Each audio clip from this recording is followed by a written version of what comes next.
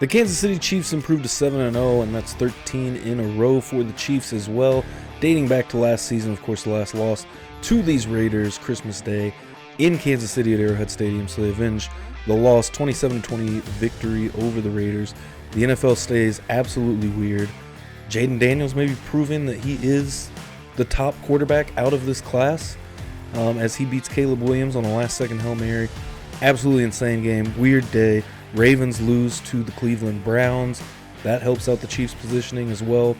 We're yet to see... I do think Buffalo ended up winning. Ilya Topuria, he proves he's the real deal at UFC 308 as well. And Khamzat Chimaev, I think, proved any doubters wrong, including myself, kind of wondering on where he was at as he crushes Robert Whittaker's jaw. All this and more on this episode of the Pop Show Knows podcast. Welcome back as we are here for yet another week.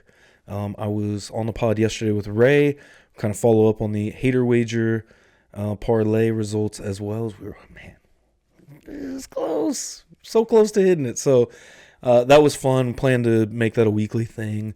But as always, smash that subscribe button if you are not subscribed. We are on the road to 300 subscribers still. Smash the like button if you enjoy the content. Hit that bell as well so you stay notified when I post film breakdowns, podcasts, hater wagers, you name it. Video gaming content possibly coming up as well. And without further ado, I guess let's jump into this podcast. First things first is the Kansas City Chiefs. They take home a huge win. Patrick Mahomes has a big day in Las Vegas, which fairly typical at this point, right? Patrick Mahomes, 27-38, 262 yards, 2 touchdowns, 1 interception. And if you did listen to yesterday's podcast, me and Ray basically predicted exactly what Mahomes was going to go out and do. Maybe one less touchdown than I thought. I kind of assumed 3 or 4 touchdowns. Although now thinking back to that, to then my prediction of the score of this game doesn't really align with that. So either way, my prediction was 17-13 for this game on the podcast I put out yesterday before the game. And 27-20 is what we got. I would say fairly stale in the second half with the offense. It got a little bit better as it went on. Huge day for Kareem Hunt. 21 carries, 59 yards, and a touchdown. Just 2.8 yards per carry. But putting up 21 carries, I think, in this day and age, I feel like we almost feel like that's kind of crazy. 21 carries. And in an Andy Reid offense, no less. Now, Carson Steele, just 2 carries for 6 yards in this game for the Kansas City Chiefs. Receiving-wise, it was the Travis Kelce game. 10 catches, 90 yards, and a touchdown. Finally getting in the end zone. Xavier Worthy, 4 catches, 37, a touchdown as well. Kareem Hunt got 1 catch for 4 yards. And then down the line, we had DeAndre Hopkins, 3 targets, 2 catches, 29 yards. I think Patrick Mahomes feels pretty comfortable with DeAndre Hopkins in the lineup. Now, that one target where he didn't catch it, that one was a little bit of an overthrow. DeAndre Hopkins kind of slipped on the play, but a little bit of an overthrow, I think, by Patrick Mahomes as well, kind of getting his footing, kind of checking the temperature, I think, with that connection between D-Hop and Patrick Mahomes. I think will get better and better. The fact of how much he played, they talked about, or I read an article, I think, about before the game was based on his football IQ, kind of came in the door, hit the ground running. So I do expect a lot out of D-Hop in the coming weeks. Obviously, his first game, 3 targets, 2 catches, 29 yards. Solid day. He had the 1 big catch for 16 yards. Good day. 16-yard catch and a 13-yard catch for D-Hop. I don't know. Let me know, Chiefs Kingdom. Let me know in the comments below what you thought about D-Hop's first performance as Kansas City Chief. I thought it was, pretty typical. Could be worse. I think good game to kind of get his foot in the door against the Raiders. Got the Buccaneers on Monday Night Football up next week. So I think it'll be interesting to see what happens with the development of D-Hop in the offense. Whether Brett Veach is done or not, I guess we will. The jury's out on that. Pretty much exactly what you wanted out of this game, right? I think the defense did a pretty good job. I think really that last touchdown, some garbage time points. I think it was a good game. I think it was a pretty good game all the way around. The score looks a little bit closer than I think what it was. They get a win by just 7 points when, again, that last touchdown in garbage time. I mean, what was 27-13 at that point, up by a couple of touchdowns. I think the Chiefs just went out and they handled business. They did what they needed to do, and no more, no less, really. I think Patrick Mahomes' pretty good game. He threw another pick. I think it was 8 straight games now with an interception for Patrick Mahomes, which that would date back to the Super Bowl if that's the case. I could have the number wrong. But 13 straight victories, which I do believe ties a franchise record. They started off 7-0 for just the third time in franchise history for the Chiefs. And with Baltimore losing today to Cleveland, this puts the Chiefs in a prime position to almost have that number 1 seed. I mean, look, I don't want to say locked up. We are 8 weeks through the season. I don't want to say the number 1 seed's locked up, but they control their own destiny. We talk a lot about that in sports, where you want to control your own destiny. That's all you can ask for, control your own destiny. The Chiefs are 3 games ahead of the Ravens, and they hold the tiebreak with a win over the Ravens on opening night. The next huge challenge on the Chiefs' schedule is at Buffalo against the Bills in, I believe, week 11. Right? So we got week 9, week 10, and then week 11. I can't remember who week 10 is. It's the Bucs next. Let me see if I can go check this out real quick to see. Week 10. That's a good Thursday night game. Bengals at Ravens, week 10. Broncos. So it'll be the Denver Broncos at home at Arrowhead. That will be week 10. And then week 11 on to Buffalo for the Kansas City Chiefs to play the Bills. Let's say the Chiefs do win these next 2 games. They go into Buffalo at 9-0. Which takes you back to 2003, the last time that the Chiefs started off 9-0. That was a fun time. That was a fun team. I'm showing my age here, but that's like top tier of my childhood right there was that 03 Chiefs team. That was absolutely great to watch. So you go in 9-0 at Buffalo, and oddly enough, they went into Cincinnati and lost at 9-0. That year in 2003, I think it was Corey Dillon. It was Rudy Johnson, I believe. Rudy Johnson had a crazy game. Bengals beat the Chiefs. Chiefs go on 13-3, lose the no-punt game to the Colts and Peyton Manning, Marvin Harrison, that stacked team that the Colts had. But that would be a big moment. Even if the Bills were to win out. Say the Bills win out, they come into the game at what that would put them at 8 or 7, 8-2. Yeah, unless they have a bye week in between. I think the Bills' bye week is a little bit later. Nonetheless, I think that would put them at 8-2 going into that game versus a 9-0 Chiefs team. That would be huge for the Chiefs to be able to go in and do what they did in the divisional round last year, beat Buffalo in Buffalo, and have, pretty much sole possession of first place for as long as they wanted it. Obviously, at some point, the Chiefs are going to lose, right? I think, although it's kind of getting weird at this point. It's getting weird. I feel like it's odd because this team keeps on winning these games that they're supposed to win. These close, tight games that, are a coin toss. I think, perceived to be tough games against the Ravens week 1, the Bengals week 2. They showed up. They delivered. The game against the 49ers, obviously the 49ers were super injured last week and, was what it was. But these perceived difficult matchups, they've been able to kind of walk through. And not walk through as in like they were all blowouts. Obviously, the Chiefs play in nothing but close games, it seems like these days.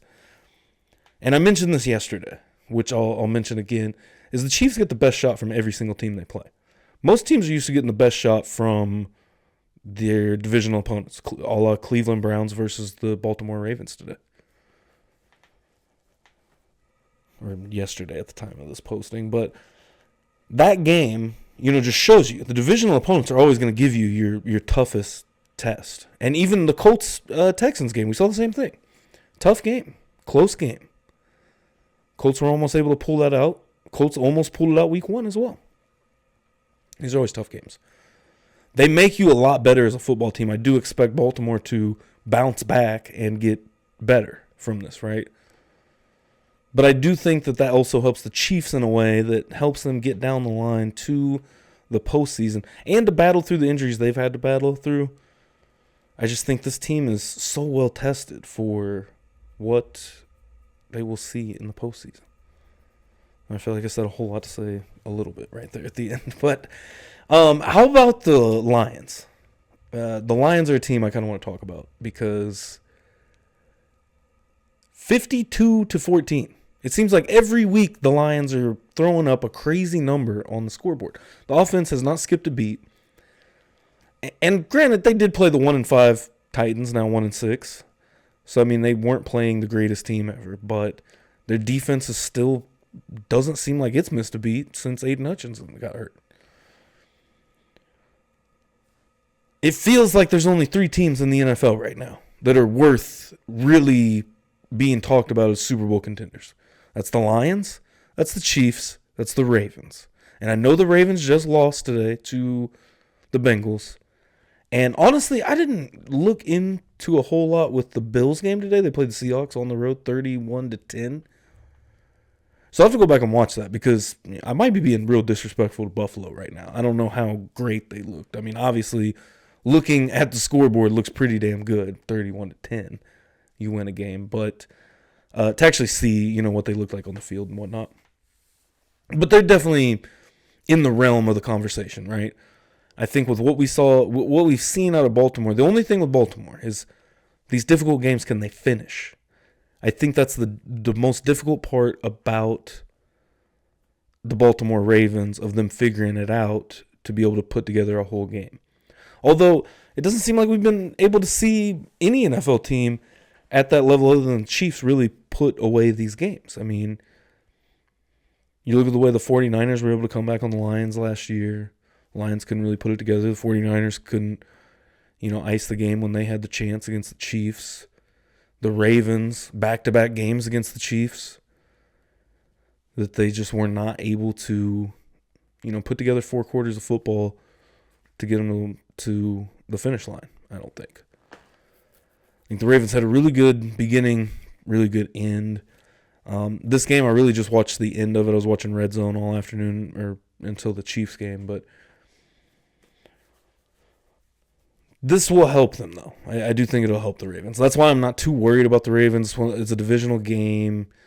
I do think that they're still very much, they're number 2 to the Chiefs right now. I think in the AFC, it definitely goes Chiefs, Ravens, Bills at the moment. Would be Papa Schro's take. In the NFC, you got the Lions and a whole bunch of other teams. Cowboys look terrible on Sunday Night Football. I don't think that game has finished yet. It might have at this point.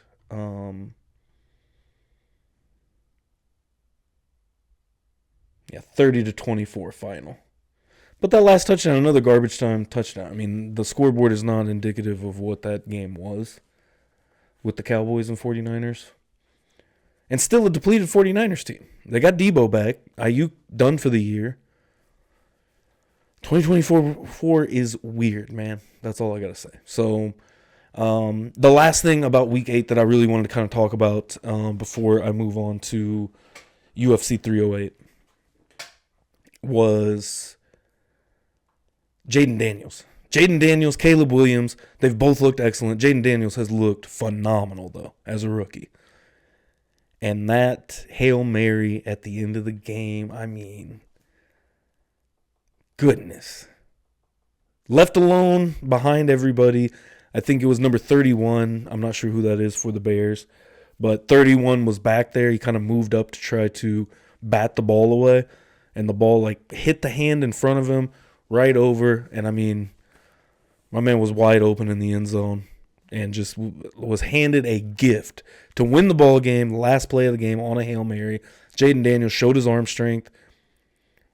Was smart-ish where he was putting the ball. I don't know if there's really a smart throw with a Hail Mary necessarily, but just where he was able to put it right there in the middle of everything, whole bunch of hands going up in the air, ball deflected off the hands, perfect. the way Washington, the Commanders were able to play that. It's a good team. The Bears, very solid team too. The way they were able to work their way down the field, get the touchdown they needed, get the 2-point conversion to go up by 3 points, and then to give the ball away and get beat the way they did. There's no shame in it. It was a very good game. Very close game. Not one that I watched a ton of, and I'm guessing based on the score and based on watching Red Zone that whole afternoon. Well, no, I guess that was the afternoon block, so I wasn't watching Red Zone at that point. So that makes more sense why I didn't see as much from it. I was just watching the Chiefs game. But after the Chiefs game ended, I watched, like the last 5 minutes of this game or however. Caleb Williams, 10 of 24, bad completion percentage, took a couple of sacks, 131 yards, no picks. He did lose one fumble, though. So one turnover for Caleb Williams. Jaden Daniels, 21 of 38, 326 yards, one touchdown. He took 2 sacks as well. Jaden Daniels carried the ball 8 times for 52 yards. I don't know, man. Jaden Daniels is solid. I am convinced to say that the Commanders are good at this point. I'm convinced to say the Commanders are good. They're a legitimate team that will probably make the playoffs in some capacity. Because I don't put it against them that they could win this division. The Eagles are soft. The Cowboys are softer. And the Giants are bad. I mean, that division is rough right now. The division is not the division that we thought it would be going into the season whatsoever. Jaden Daniels, absolutely amazing pick. I hope that he is able to stay healthy. Obviously, we saw the rib injury last week. He played through it this week. So hopefully he just continues to get healthier and healthier. And I think both of these guys are finding themselves within their offenses. Obviously, Caleb Williams' day wasn't as great as Jaden Daniels' day. But I think Caleb Williams is on the way to putting it together. I think that Jaden Daniels has a better offensive line. I might say that being a Chiefs fan, though, as a couple of former Chiefs that helped Kansas City win a couple of Super Bowls in Wiley and Allegretti. But I do think that Jaden Daniels has the better offensive line. I think Caleb Williams is still going to have to – they're going to have to help him out in the offseason. But I think that Caleb Williams at this point, from what I've seen, I think he's strong-minded enough to continue to put the work in, not get discouraged. And, you're building for the future. I don't think any of us thought the Bears were going to be a Super Bowl contender. Like, legitimately. I think, me going into the season, I thought they could be a playoff team. And they sit at 4-3. They could still be a playoff team. It's very possible. They're 4-2 going into this game. Lost off of a Hail Mary. They were right there. A lot of what-ifs in this game, right? But this team is not a Super Bowl contending team. That's okay. You got to build to get there. Just like the Commanders. The Commanders are in the same spot, but I think the Commanders, have done a little bit better, and I think they might have got the better quarterback, possibly, at this point. So let me know in the comments below what you think. Caleb Williams, Jaden Daniels, who you rocking with between those two out of the 2024 NFL Draft.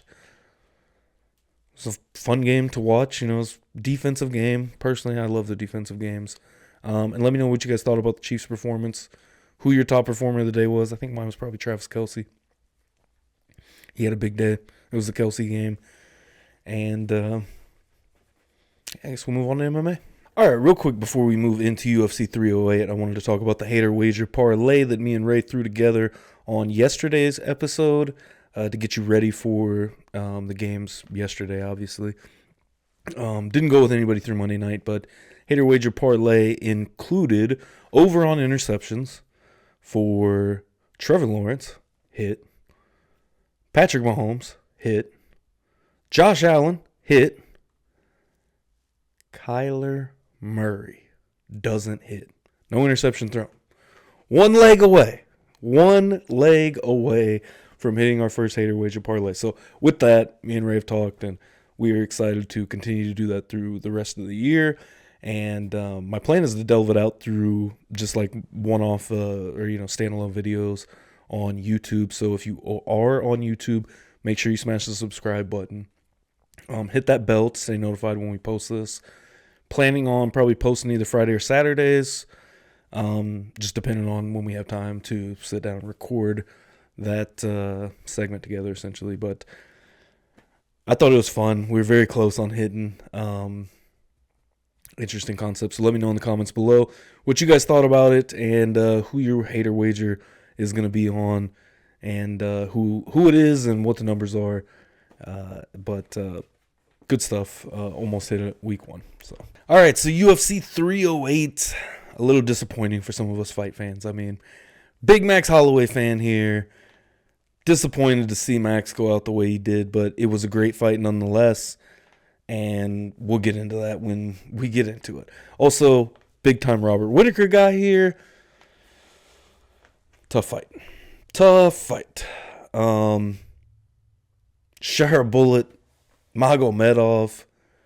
Man, double spinning back fist. First time I've ever seen that. I think a lot of our first time ever seeing a double spinning back fist. I think he swung with the right spinning back fist first. Kind of hit. Not all the way, spun right back around with the left, and I mean, he absolutely put his opponent out.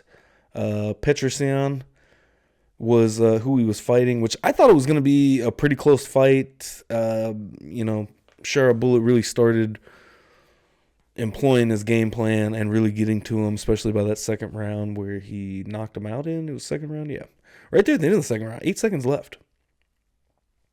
Great fight for Shara Bullet. I think you put him against a real contender next. And let's see what he's got. I think is the next step. Lerone Murphy, Dan Ige, great fight.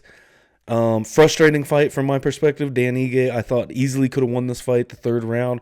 Made a decision to not get that second hook in while he had Murphy's back. And I think that inevitably, or ultimately, let me choose my words correctly, ultimately led to him losing the fight. I think he could have got the control and pretty much rode out the rest of the third round in back control, throwing shots or looking for a choke, setting up some type of submission, whether he got it or not. I think Ige had the first round, Murphy had the second round. It's been quite a few hours since I watched that, so I do believe that's correct. I think Ige won the first, Murphy the second. Third round ended up going to Murphy because he was able to get up and land some good shots.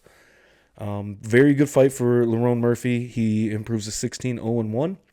Dan Ige, or 15-0-1, I think, after that fight.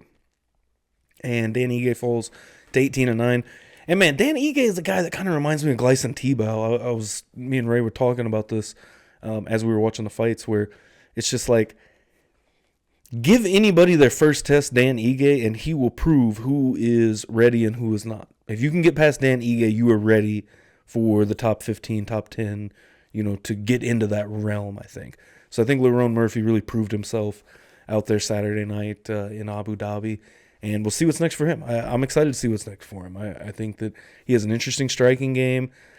He did a good job at, being smart and doing what he needed to do, get back to his feet when Ige had him down.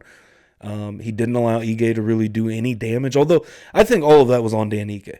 You can't just wait to hold on to position without throwing any punches and not think that, these are all very high-level fighters. I know a lot of guys that are, very good jiu-jitsu guys. On this level that we're talking right now, not even close. Just, the levels to it, but you're not going to be able to just sit in somebody's half guard and not expect them to work their way back to guard. Or, you got to be, a high-level wrestler for that. And Dan Ige should have let his hands go while he had the chance in half guard, essentially. I don't know why he didn't put the second hook in. That was after the fact. Lerone Murphy was able to get back to his full guard. This is the third round. And this is how Dan Ige lost this fight, really. Was that third round, Dan Ige was in half guard, should have went for ground and pound. He basically just stayed stale, tried to hold his position, make sure he could secure his position, which at that level, you're just not going to do that. I just don't believe that you're going to be able to do that. You could maybe hold him in position by punching him in the face. I think that works more so at that level where, it's really hard to, unless you are just levels above your competition grappling-wise, to keep somebody, held in position. Lerone Murphy's able to get back to guard, slaps on a triangle for a minute that was pretty threatening for a moment. Danny Gay is able to get out of it, uses that scramble to then take Lerone Murphy's back, gets his right hook in, and like never attempts to go for the left hook. I just didn't understand it. He was completely fine with, I think maybe he felt like a little bit of stability, a little bit of control. But, I mean, if you got both hooks in, I mean, whichever way that, Murphy wants to go, you are going with him. You are on his back.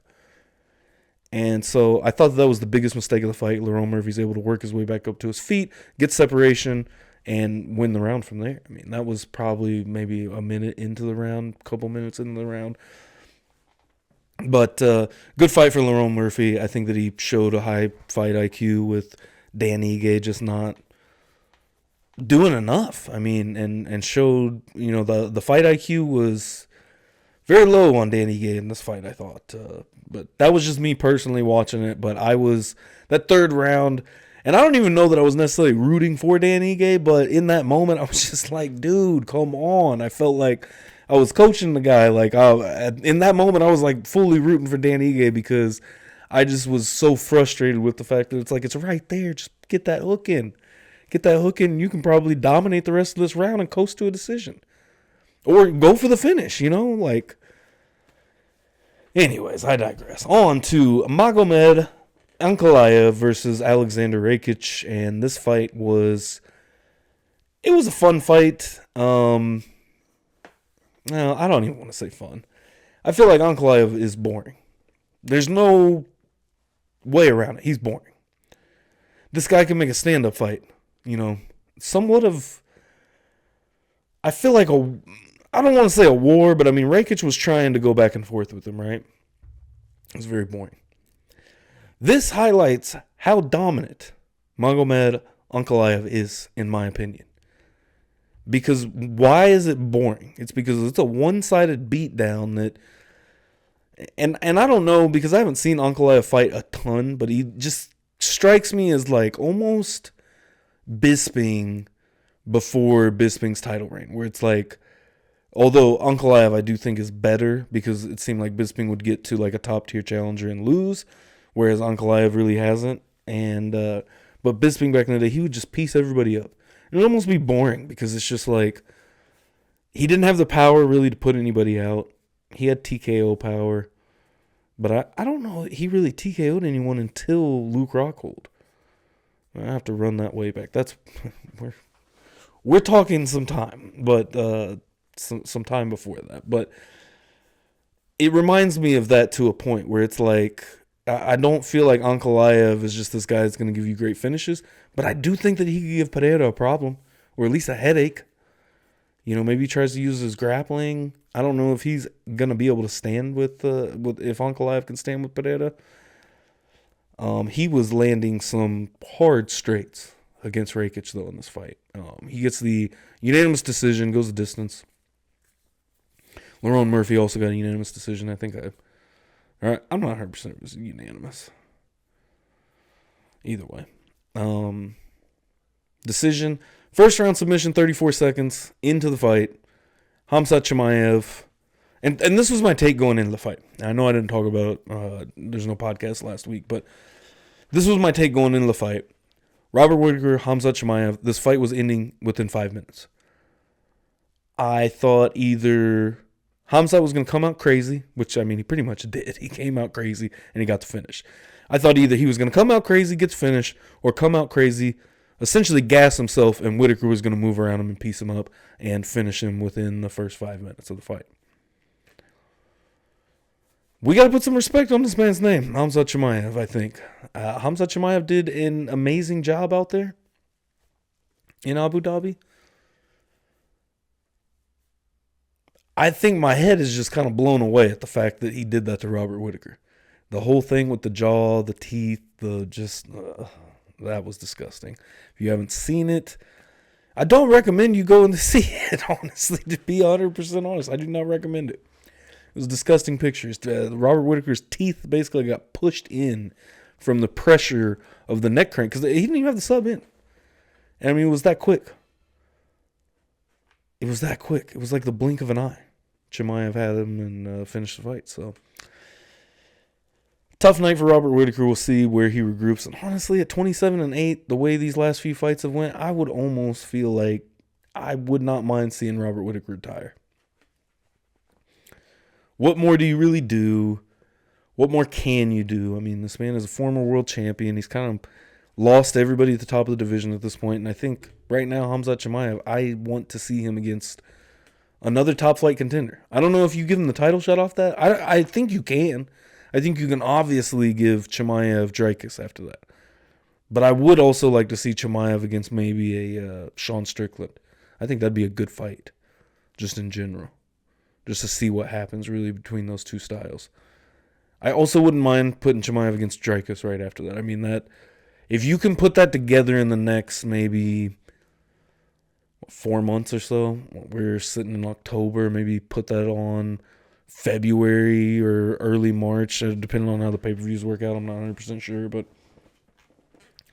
if you can give Chimaev a quick enough turnaround to carry the hype behind this, I mean, I think he's going to carry the hype either way, but just so it's very fresh, and I don't know where Dricus is in his timeline, but I think that could be a huge, momentumous fight to get a lot of tickets, a lot of pay-per-views sold for a big-time fight they could headline a card for. Main event of the evening was tough. Ilia Topuria, he really shows that he is, I mean, this man's different. He has got some power on him. I mean, all it takes is one shot, and that right hand, the way Topuria kind of pulled, he slapped at the hand basically to bring the right hand over top, and he nailed Max like on the button, hit him right in the mouth. You saw Max's eyes roll back in his head, had the look of, where am I at?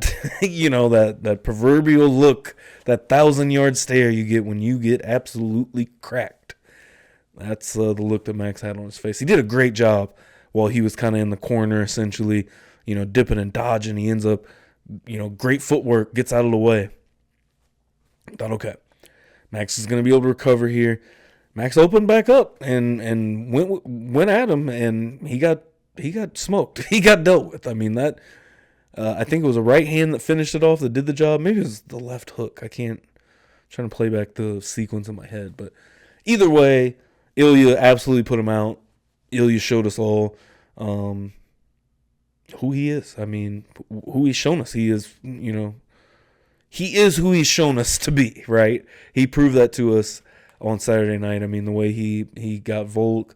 Although, in both of these fights, in the Volk fight, I think Volk he was given a lot to deal with and may have been winning that fight up to the point where he got knocked out. Max Holloway, I think he's winning this fight before he gets knocked out. I think he was winning that second round before he got knocked out. Or the third round. This is blurring together now. It was pretty quick in the third round. But I think that Max had won each of the first 2 rounds of that fight. I don't think that Ilia dropped him early on that slip. And with the damage that Max was doing versus, although the leg damage was where I kind of factored in, where I felt like it was a lot closer than what it looked like just when you're looking at the hands. Because if you looked at Max's calf, that lead calf, I mean, that thing was like a deep red. Like, that thing was not holding up well, and that calf kick is just, it's deadly, man. And in a 5-round fight like that, if you land a few of those early, I mean, you are going to hamper somebody for the remainder of the fight. And it's only going to get worse as you go on and land those. And how deceptive you can be with them and how quick you can land them and how much damage they do. It might be the toughest fight or the toughest move in all of fighting to maneuver around. A guy that throws a good low calf kick. Hats off to Ilia Topuria, though. I am excited to see him fight again. Looks like he'll fight Volk. Volk did enter the cage to meet with him. I don't know who else you really put up against him at this point. Seeing a second Volk fight, I don't 100% mind, but I also don't love it. And off the top of my head, I can't think of like the contenders in the 145-pound division or anybody kind of right there. It makes the most sense for right now, I guess. Is Volk versus... Let me look this up real quick. But Volk versus Topuria is what I'm trying to say. see if I can pull these rankings up really quick. Diego Lopez, that was okay. Yeah. Shout out to Measy. Me and Measy were talking about that right after the fight. Diego Lopez is the only guy. Diego Lopez, I think, is the only guy that is like credible of a title shot at this point in the featherweight division. I don't mind Volk. Does Diego Lopez's win? He didn't finish Ortega, but does his win over Ortega warrant a title shot? I do kind of think so, but could we see him in one more fight? Now, here's the thing. You got Diego Lopez ranked at 3. All you have in front of him is number 2 Max Holloway and number 1 Alexander Volkanovski. I think it really comes back to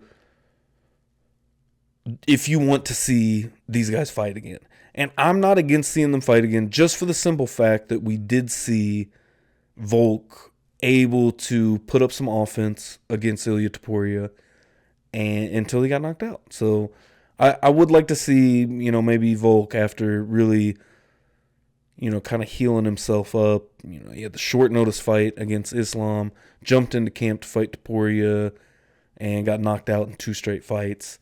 So maybe kind of, I don't know what the word is. I want to say clear the cobwebs, but just kind of get everything right again. You know what I mean? The only thing that really helps with head trauma and things like that is going to be time off. And I think that's what Volk needed after the Islam fight. He didn't get it, obviously, because he's still featherweight champ. He's got to go defend that belt. And we got a killer like Ilia Topuria. It's going to be tough to protect your chin for 25 minutes. So I'm not against seeing them fight again to see if Volk gives us anything different, especially where he was on that run where it was one of those runs, man. So anyways, let me know in the comments below what you guys thought about the fights. Pretty good night of fights all in all. I think that we really saw some, contenders emerge. Obviously, Holloway had to fall, but we saw Chimaev, we saw Ankalaev, both really assert themselves as, either their next fight is a title shot or a number 1 contenders fight. Saw some good rising prospects, I think, out of this card with Shara Bullet. I think I'm excited to see what happens next. Give him a top contender. And then Lerone Murphy. I'll be interested to see what he does next. Interesting fighter. It was the first time I got to see him fight. So a big win over Dan Ige. I think that's huge. But let me know in the comments below what you guys thought about the fights. Who you want to see Ilia Topuria fight next. Is it Volk again? Is that your thought on who he should fight next? What's next for Robert Whittaker? Does he really have any life left in him in the UFC at the top of the bill? And Khamzat Chimaev, title shot, or are you giving him number 1 contenders fight? Ankalaev, I think he's a shoe-in for the next title shot. So anyways, let me know in the comments below. Make sure you smash that subscribe button. We're on the road to 300 subscribers still. Hit that like button, especially if you watched all the way to the end. I really appreciate it. Make sure you hit that like button. If you're over on Apple Podcasts or Spotify, leave us a 5-star review. Really would appreciate that as well. And then smash the bell icon if you want to stay notified. Hater Wager Parlays, film breakdowns, podcasts, you name it here on the channel. Gaming content here and there. Until next time, we'll see you next week. Go Chiefs.